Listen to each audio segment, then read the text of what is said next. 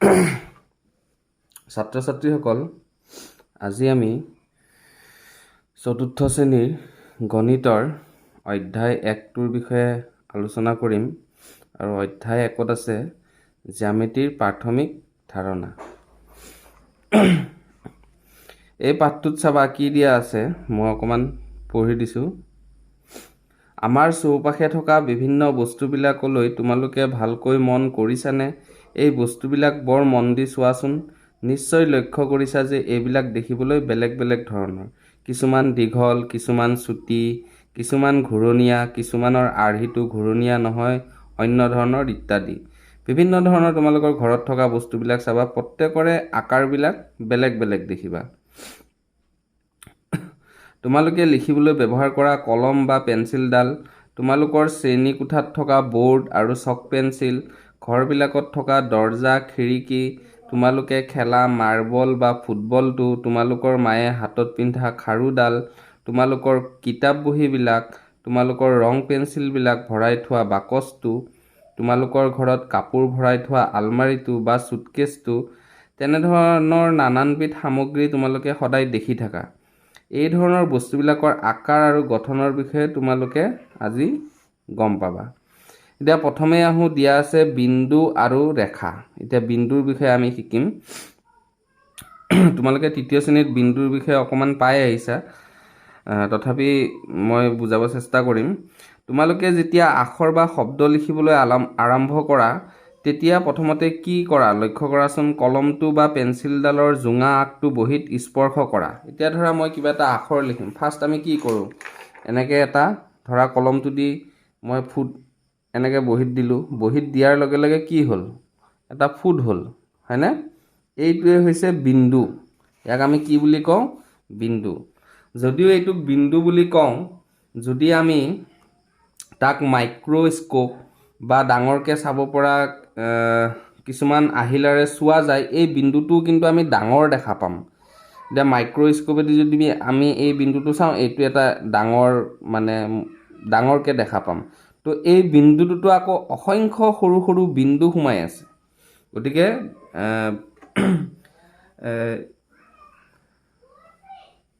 ইয়াত চোৱা দিয়া আছে, যদি মাইক্ৰস্কোপ বা ডাঙৰকৈ চাব পৰা অন্য আহিলাৰে চোৱা যায়, তেন্তে সেই বিন্দুটোকো ডাঙৰকৈ দেখা যাব।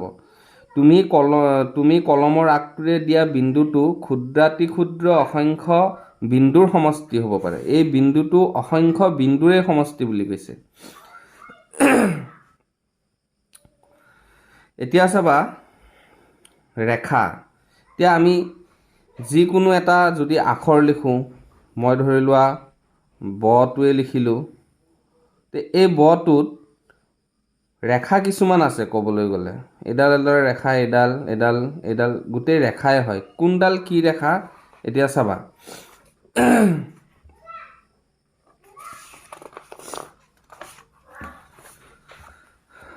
ধৰা কলমৰ আগটো বহীত লগাই অকাই পকাই লিখিছা। তুমি লিখা শব্দ এটা শেৱালি। তোমালোকে শেৱালি ফুল দেখিছাই নহয় জানো? শেৱালি শব্দটো লিখোঁতে বহুতো একা বেকা চিন লগ হৈহে শব্দটো হ'ল। এই চিনবিলাকেই ৰেখা বা আঁচ। ইয়াত শেৱালি শব্দটো দিছে, মই ধৰা ব আখৰটো দি পেলাই তোমালোকক কৈছোঁ। তাৰে কিছুমান পোন বা চিধা ৰেখা বা আঁচ আৰু কিছুমান বেকা ৰেখা বা আঁচ। এতিয়া শেৱালি শব্দটো যদি মই লিখোঁ,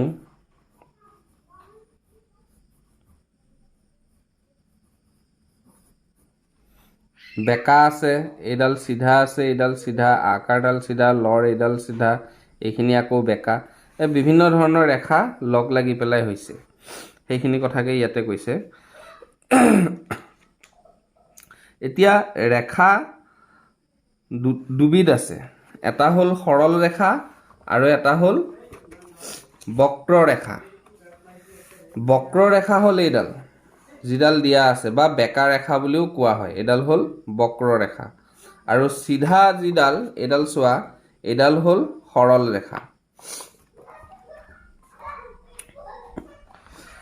বহীৰ পাত এটাৰ কাষ চাৰিটা যে পোন বা চিধা নিশ্চয় দেখিছা। কাষৰ বহী পাতখিলা মন কৰা।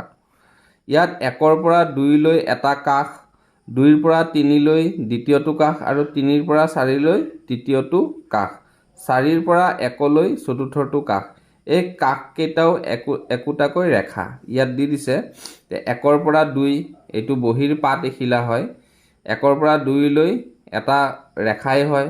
2ৰ পৰা 3লৈও এটা ৰেখা, 3ৰ পৰা 4লৈও এটা ৰেখা, 4ৰ পৰা 1লৈও এটা ৰেখা। ইয়াত কেইটা ৰেখা আছে? 4টা ৰেখা আছে। ইয়াৰে ৰঙীন পাতখনৰ ওপৰ ভাগটো সমতল বুলি কোৱা হয়। এই যে পাতখন দেখিছা, এই পাতখনৰ এইখিনি কি সমান হয়নে? তে এইখিনিক কি বুলি কোৱা হয়? সমতল বুলি কোৱা হয়। এইখন ভাঁজ নোহোৱাকৈ সমানে তোমাৰ টেবুলৰ ওপৰত পৰি আছে। সেইদৰে তোমাৰ টেবুলখনৰ ওপৰৰ ভাগটো অৰ্থাৎ য'ত কিতাপ বহি থৈ আমি লিখা পঢ়া কৰোঁ, যেনে এইখন এখন টেবুল, ইয়াত আমি থৈ লিখা পঢ়া কৰোঁ, সেই টেবুলখনো কি হয়?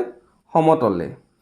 তোমালোকৰ শ্ৰেণীকোঠাৰ বৰ্ডখন, যিখন কৃষ্ণফলক বুলি কওঁ য'ত লিখে, বৰ্ডখন এঢলীয়াকৈ আছে যদিও সেইখনৰ যিটো পিঠি চক পেঞ্চিলেৰে লিখা হয় সেইখনো সমতল। তাৰমানে সমান যিটো ঠাই য'ত খলা বমা নাই বা ওখ চাপৰ নাই, সেই বস্তুটোৱে হ'ল সমতল। তোমালোকৰ ঘৰৰ বেৰবিলাক পকা কৰা মজিয়াখন সমতল। মাটিৰ মজিয়াখনো সমতল হ'ব পাৰে, কিন্তু সেইখন কেতিয়াবা খলা বমা হ'ব পাৰে। এতিয়া পকাৰ মজিয়া কেনেকুৱা থাকে? একদম সমান থাকে, উখুৰা মুখুৰাটো নাথাকে। তে একদম যিবিলাক প্লেইন, টেবুলৰ ওপৰ ভাগ, তাৰ পৰা পকাৰ মজিয়া, এইবোৰ কি? সমতল।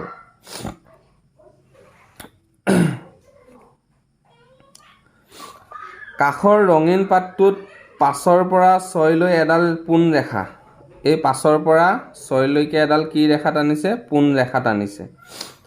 পোন ৰেখাক এতিয়াৰে পৰা সৰল ৰেখা বুলি ক'ম। যিডাল মানে সমান হৈ থাকে, ইয়াত 5ৰ পৰা 6লৈকে আছে, সেইডাল হ'ল সৰল ৰেখা। এইডাল বহীৰ পাতটোত এটা মূৰৰ পৰা আনটো মূৰলৈকে বিস্তৃত হৈ আছে। একদম পাতটোৰ, এইটো ধৰা নীলা কালাৰৰ বহীৰ পাত, একদম বহীৰ ছাইডৰ পৰা ইটো ছাইডলৈকে এডাল ৰেখা টনা আছে, আৰু এইডাল হ'ল সৰল ৰেখা। এইডাল ৰেখা বহীৰ পাতটোত কোনোফালে পুনৰ বঢ়াই দিব নোৱাৰি। এইডাল এইফালে আৰু আঁকিব জেগা নাই, তাৰমানে এইটো বহীৰ ব্লু কালাৰৰ যিটো দিয়া আছে সেইটোৱে বহীৰ পাত। তো মই যদি এতিয়া ইয়াৰ পৰা ইয়ালৈকে এডাল এনেকৈ ৰেখা টানো, তো বহীৰ পাতৰ আৰু এইফালে টানিব নোৱাৰি, ইয়াতে চেচ, ইয়াতে চেচ।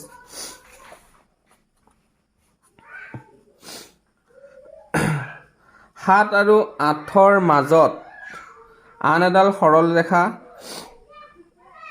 আৰু এইডালৰ দুয়ো মূৰত কাৰ চিন দিয়া হৈছে। এই কাৰ চিনেৰে বুজাবলৈ বিচৰা হৈছে যে ৰেখাডাল দুয়োটা মূৰে বঢ়াই দিব পৰা যায়। এতিয়া এইডাল চোৱা, এইডাল অলপ আগৰডালতকৈ 5 আৰু 6 নং ৰেখাডালতকৈ অলপ সৰুকৈ টানিছে, আৰু দুইফালে কি আমি এনেকৈ বঢ়াই যাব পাৰোঁ। এইফালেও আমি বঢ়াই পেলাই আঁকিব পাৰোঁ, যিমানখিনি বঢ়াবলৈ মন যায়। এই কাৰ চিনেৰে বুজাবলৈ বিচৰা হৈছে যে ৰেখাডাল দুয়োটা মূৰে বঢ়াই দিব পৰা যায়। এতিয়া তোমালোকে এখন বিৰাট বহল বহীৰ পাতৰ কথা কল্পনা কৰা, যিখনৰ কাষকেইটা তোমালোকে দেখা নোপোৱা। তেনে এখনত যদি এডাল সৰল ৰেখা আঁকিব লাগে, তোমালোকে কিমান দীঘল সৰল ৰেখা আঁকিব পাৰিবা? ভাবি চোৱাচোন। এতিয়া মোৰ বহীখনত ধৰা এটা সীমা আছে, মই ৰেখা যদি এডাল আঁকোঁ, ইয়াৰ পৰা ইয়ালৈকে আঁকিব পাৰিম, হয়নে? এনেকৈ তো ইয়াতকৈ দীঘল আঁকিব নোৱাৰোঁ। কিন্তু বহীখনৰ পাতখিনি যদি বহুত দীঘল হয়, ধৰা মজিয়াখনতকৈও দীঘল হয়, তেতিয়া মই ধুনীয়াকৈ আঁকি যায়ে থাকিব পাৰিম। সেইকাৰণে সৰল ৰেখাৰ দুয়োপিনে কি চিন দিয়া হয়? এনেকৈ কাৰ চিন দিয়া হয়। তাৰমানে দুয়োফালে অসীমলৈ গতি কৰিব পাৰে।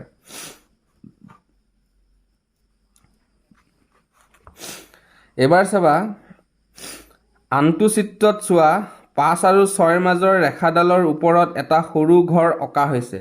ইয়াত 5 আৰু 6লৈ থকা ৰেখাডালৰ ওপৰত 9 আৰু 10ৰ মাজত এটা টুকুৰা বা খণ্ড লোৱা হৈছে। গতিকে 9 আৰু 10ৰ মাজৰ ৰেখাডালক ৰেখাখণ্ড বুলি ক'ম। এতিয়া চোৱা, এই 5 আৰু 6 যিডাল ৰেখা আছে, এই ৰেখাডালৰ মাজত 9 আৰু 10 এটা সৰুকৈ ঘৰ এটা লৈছে, হয়নে? এই 9 আৰু 10 এইখিনি কি হয়? ৰেখাখণ্ড। 5 আৰু 6 ৰেখাডালত 9 আৰু 10 যিখিনি এইখিনি আছে, 9 আৰু 10লৈকে, এইখিনি হ'ল ৰেখাখণ্ড। সেইদৰে 10ৰ পৰা 11লৈ, 10ৰ পৰা 11লৈ এইখিনিৰ কথা কৈছে, 11ৰ পৰা 12লৈ এইখিনি, আৰু 12ৰ পৰা 9লৈ আন 3ডাল ৰেখাখণ্ড আছে। দেখিছা 9 10টো এডাল ৰেখাখণ্ড হয়ে, ঠিক তেনেকৈ 10ৰ পৰা 11লৈ, 11ৰ পৰা 12লৈ আৰু 12ৰ পৰা 9লৈ এইডাল বাদ দি 3ডাল ৰেখাখণ্ড আছে। ইয়াত চোৱা, ইয়াত দেখাই দিছে এইডাল কি ৰেখা? সৰল ৰেখা লিখি দিয়াও আছে। আৰু তলত যিটো চিত্ৰত দিয়া আছে তাত ৰেখাখণ্ড এডাল দেখাইছে। তো ইয়াত এই ৰেখাখণ্ডটো এটা ফুট দিয়া আছে, ইয়াৰ পৰা ইয়ালৈ এটা কি দিয়া আছে? ফুট দিয়া আছে। এইখিনি হ'ল ৰেখাখণ্ড, ডটখিনি নহয়।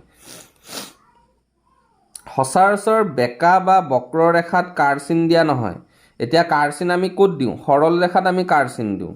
ইয়াত চোৱা কাৰচিন দিয়া আছে, কিন্তু বক্ৰৰেখাত কাৰচিন নিদিওঁ। কিয় নিদিওঁ চাবা, কাৰণ বেকা ৰেখাডাল, এইটো চোৱা বেকা ৰেখাডালৰ নাম কি? প আৰু ফ দিয়া আছে। পিছত কোনফালে বেকা হৈ যাব জনা নাযায়। এতিয়া সৰল ৰেখাৰ ক্ষেত্ৰত কিন্তু আমি জানিম ই কোনফালে চিধা হৈ যাব। এইফালেই দীঘলকৈ টানিব পাৰিম, বা ইয়াক এইটো মূৰে আমি দীঘল কৰিব পাৰিম যিমান ইচ্ছা, হয়নে? ই কোনো বেলেগ দিশত নাযায়, ইয়াৰ যিটো দিশ সেইটো দিশতে এনেকৈ যাই থাকিব, বা এইটো দিশতেই যাই থাকিব। কিন্তু বেকা ৰেখাডাল এনেকৈ আহিছে, এনেকৈ অহাৰ পিছত ইয়াক আমি এনেকৈও নিব পাৰোঁ, এনেকৈও নিব পাৰোঁ, নাইবা আমি এনেকৈও নিব পাৰোঁ। গতিকে কোনটো দিশত যাব তাৰ কোনো সঠিক দিশ নাই। সেইবাবে আমি তাক কি চিন নিদিওঁ? কাৰ চিন দিব নোৱাৰোঁ।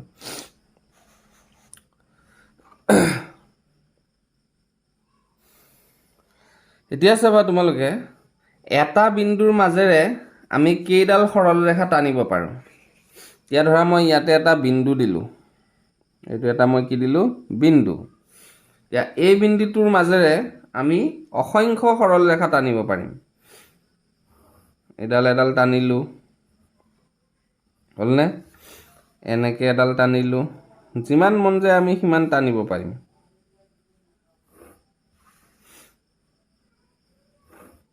এনেকৈ আমি যিমান মন যায় ফাকবিলাকত বহাই থাকিব পাৰিম, হয়নে? তো সৰল ৰেখাৰ আমি দুই পিন মূৰে কি দিব লাগিব? কাৰচিন দিব লাগিব এনেকৈ, হয়নে? তো এইটো এটা মাজত এটাই বিন্দু আছে, আৰু সেই বিন্দুটোৰ মাজেৰেই গোটেইকেইডাল সৰল ৰেখা কি হৈছে? পাৰ হৈ গৈছে। গতিকে এটা বিন্দুৰ মাজেদি আমি অসংখ্য সৰল ৰেখা টানিব পাৰোঁ। তাৰপিছত আমাক কৈছে দুটা বিন্দুৰ মাজেৰে আমি কেইডাল সৰল ৰেখা টানিব পাৰিম। এতিয়া চাবা, মই দুটা বিন্দু দিম। ধৰা ইয়াতে এটা বিন্দু দিলোঁ আৰু ইয়াতে এটা বিন্দু দিলোঁ। এতিয়া আমি ইয়াত আমি এডালেই সৰল ৰেখা টানিব পাৰিম, চোৱা, হয়নে? দুইফালে কাৰচিন দিলোঁ। ইয়াত আৰু বেলেগে আমি টানিব পাৰিমনে? আৰু আমি টানিব নোৱাৰোঁ। গতিকে তোমালোকে মনত ৰাখিবা, এটা বিন্দুৰ মাজেৰে, এইটো এটা বিন্দুৰ মাজেৰে আমি অসংখ্য কি টানিব পাৰোঁ? এনেকৈ এনেকৈ অসংখ্য সৰল ৰেখা টানিব পাৰোঁ। কিন্তু দুটা বিন্দুৰ মাজেৰে আমি এডালহে সৰল ৰেখা টানিব পাৰিম। কিন্তু এই দুটা বিন্দুৰ মাজেৰে এইডাল সৰল ৰেখা, যদি বক্ৰৰেখা আঁকোঁ বা বেকা ৰেখা আঁকোঁ, কিন্তু অসংখ্য আঁকিব পাৰিম। চাবা, এনেকৈ দিলোঁ, আকৌ ইয়াৰ মাজেদি এনেকৈ দিলোঁ, আকৌ ইয়াৰ মাজেদি এনেকৈ দিলোঁ, হয়নে? এনেকৈ আমি কিমান আঁকিব পাৰিম? অসংখ্য বেকা ৰেখা আঁকিব পাৰিম। বুজি পাইছা নিশ্চয়? এতিয়া চাবা, দুডাল সৰল ৰেখাই কেতিয়া কটাকটি কৰিব। এতিয়া চাবা, মই এইডাল এডাল স্কেল লৈছোঁ, স্কেলডালৰ এইফালে এডাল টানিছোঁ, আকৌ এইফালে এডাল টানিছোঁ, হ'ল। এইডাল এডাল সৰল ৰেখা, এইডাল এডাল সৰল ৰেখা, হ'ল। এতিয়া মই নাম দি দিলোঁ AB, হয়নে? আৰু এইটোৰ নাম দিলোঁ মই CD।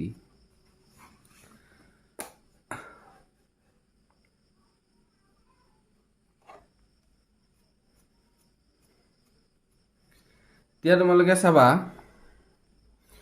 এই দুডাল সৰল ৰেখাই কিন্তু কেতিয়াও কটাকটি নকৰে। কাৰণ কিয়? সমান সমান জোখত আছে। এইখিনি যিমান দূৰ বা যিমানখিনি বহল, ইয়াতো সিমানখিনি বহল, ইয়াতো সিমানখিনি বহল। এই মূৰ দুটা আমি যিমানেই এনেকৈ আগবঢ়াই নিদিওঁ, এইডালো যিমানেই এইফালে নাটানো বা এইফালে আৰু যিমান বঢ়াই নিদিওঁ কিয়, ই কেতিয়াও কিন্তু কটাকটি নকৰে। কাৰণ দুইডাল সমান জোখত আছে, হয়নে? গতিকে ই কি হ'ব? যদি বেকা হ'ল হয় তেতিয়াহ'লে কটাকটি কৰিলে হয়। এতিয়া সমান্তৰালভাৱে আছে, গতিকে ই ক'তো লগ নালাগে। এতিয়া চাবা, মই যদি ৰেখা দুডাল অকণমান বেকা কৰি দিওঁ, ধৰা এইডাল ৰেখা মই এনেকৈ টানিলোঁ আৰু এইডাল ৰেখা মই এনেকৈ টানিলোঁ, হ'ল। তো এই দুডালো সৰল ৰেখাই হয়। এই দুডালে কিন্তু কটাকটি কৰিব। যদি মই এই মূৰ দুটা বঢ়াই দিওঁ, চাবা এতিয়া কটাকটি কৰা নাই, ইয়াক কিন্তু এসময়ত ই কটাকটি কৰিব। কেতিয়া কৰিব? মই যদি আৰু অলপ টানি দিলোঁ এইফালে, এইডালকো যদি মই অলপ বঢ়াই দিওঁ আৰু এনেকৈ বঢ়াই দিলোঁ, চোৱা ইয়াতে কটাকটি কৰিলে এটা বিন্দুত, হয়নে? গতিকে সমান্তৰাল সৰল ৰেখাই কটাকটি নকৰে। কিন্তু যদি আমি সমান্তৰাল নহয় ৰেখা দুডাল, ক'ৰবাত নহয় ক'ৰবাত ই কি কৰিব? দুইটা ৰেখাই ছেদ কৰিব, অৰ্থাৎ কটাকটি কৰিব। তোমালোকে চাবা, ইয়াত লিখা আছে, মন কৰিবা যে দুডাল সৰল ৰেখাই যদিহে কটাকটি কৰে সদায় এটা বিন্দুতহে কটাকটি কৰিব। এয়া চোৱা, সদায় এটা বিন্দুতহে কটাকটি কৰিছে, এটাতকৈ বেছি বিন্দুত কিন্তু কটাকটি নকৰে। এইটো কথা মনত ৰাখিবা। দুডাল সৰল ৰেখাই যদি কটাকটি কৰে সি সদায় এটা বিন্দুতহে কটাকটি কৰিব। তোমালোকে ৰেলৰ চিৰি, কেতিয়াবা ৰেল লাইন বুলিও কোৱা হয়, দেখিছানে? মন কৰিবা যে এই ৰেলৰ চিৰিবিলাক বেকা বেকিকৈ থাকিলেও এডাল চিৰিয়ে আনডাল চিৰিক কেতিয়াও ছেদ নকৰে, কাৰণ দুইডাল কি সমানভাৱে থাকে। এতিয়া যদি মই এনেকৈও আঁকো, এনেকুৱাও যদি হয় ৰেলৰ চিৰিটো, দেখিছাই চাগে, ই কেতিয়াও ক'তো কটাকটি নকৰে। দুইটাৰ সমান সমান দূৰত্বত আছে। দুইডাল বক্ৰৰেখা হয়, বেকা ৰেখা, কিন্তু এই ৰেখাকেইডালেও ক'তো কটাকটি নকৰে। ইয়াতে চোৱা, তোমালোকে কিছুমান চিত্ৰ দিয়া আছে। এইডাল স্কেল বুলি কোৱা হয়, ইয়াক কোণ মাপক বুলি কোৱা হয়। এইটো ত্ৰিকোণী, ত্ৰিভুজ আকাৰৰ হয়, এইটো ত্ৰিকোণী। এডাল পেঞ্চিল কম্পাছ আৰু এইডাল কাটা কম্পাছ। ইয়াত চিত্ৰখিনি দি দিছে। প্ৰত্যেকখিনি বস্তুৱে জ্যামিতিৰ লগত ৰিলেটেড হয়, সম্পৰ্কিত হয়। এইবোৰ আমি জানিব লাগিব, তেতিয়াহে তোমালোকে ভৱিষ্যতেও এইবোৰ কেনেকৈ জোখে, কেনেকৈ কি কৰে, এই বিষয়ে তোমালোকে জানিব পাৰিবা। তোমালোকে চোৱা, এইডাল এডাল স্কেল, দেখিছানে? প্ৰথম আমি স্কেলডালৰ বিষয়ে জানিব লাগিব। এই স্কেলডালত 0ৰ পৰা 15লৈকে আছে। 1 2 3 4 5 6 7 8 9 10 11 12 13 14 15লৈকে আছে, দেখিছা নিশ্চয়? তো ইয়াৰ মাজতে আকৌ সৰু সৰু কিছুমান ভাগ আছে। ইয়াতে চোৱা, ইয়াৰ পৰা ইয়ালৈকে, ইয়াৰ পৰা ইয়ালৈকে আছে, ইয়াৰ পৰা ইয়ালৈকে, ইয়াৰ পৰা ইয়ালৈকে প্ৰত্যেকটা ঘৰ আছে। 0ৰ পৰা 1লৈকে তোমালোকে যদি গণা 10টা ঘৰ পাবা। আৰু এই সৰু সৰু ঘৰবোৰ, ইয়াৰ পৰা ইয়ালৈকে, ইয়াৰ পৰা ইয়ালৈকে, এনেকৈ সৰু সৰু 10টা ঘৰ আছে। এই ঘৰকেইটাক কয় মিলিমিটাৰ। কি বুলি কোৱা হয় তাক? মিলিমিটাৰ। আকৌ 0ৰ পৰা যিটো 1 লিখা আছে, এইটোক কোৱা হয় চেণ্টিমিটাৰ। তাৰমানে 10 মিলিমিটাৰে 1 চেণ্টিমিটাৰ, 10 চেণ্টিমিটাৰে 1 ডেচিমিটাৰ। তোমালোকে পাইছাই নহয়, মিলি চেণ্টি ডেচিমিটাৰ। তো এই সৰু সৰু যিখিনি ঘাট আছে, ঘৰ আছে, সেইখিনি হ'ল মিলিমিটাৰৰ ঘৰ। আৰু সংখ্যাকেইটা য'ত লিখা আছে, এইকেইটা হ'ল চেণ্টিমিটাৰ। গতিকে ইয়াত কিহলৈকে লিখা আছে? 0ৰ পৰা 1 2 এনেকৈ কিহলৈকে আহিছে? 15লৈকে আহিছে। গতিকে এইডাল 15 চেণ্টিমিটাৰৰ স্কেল হয়। বুজি পাইছা? আৰু আমি যেতিয়া লিখিম, তেতিয়া আমি সংখ্যাটো আগত লিখিম, তাৰপিছত যদি অকণমান বাঢ়ে 1.1 নাইবা 1.2, হয়নে? তেনেকৈ আমি লিখিবলৈ চেষ্টা কৰিম। এতিয়া চাবা, মই দেখাই দিছোঁ, মই এডাল আঁচ টানিলোঁ। ইয়াতে এডাল মই আঁচ টানি দিলোঁ, হ'ল। এতিয়া তোমালোকে চাবা, এই আঁচডাল মই জুখিম। কেনেকৈ জুখিব লাগিব? ধৰা এই ৰেখাডাল আমাক জুখিবলৈ দিছে, ক আৰু খ কিমান। তেতিয়া আমি কেনেকৈ জুখিম চাবা, এই স্কেলডালৰ যিটো 0 আছে, একদম মূৰৰ ঘৰটো, এইটো আমি সাধাৰণতে সদায় ফুট দি ল'ব লাগে, তেতিয়া জুখিব সুবিধা হয়।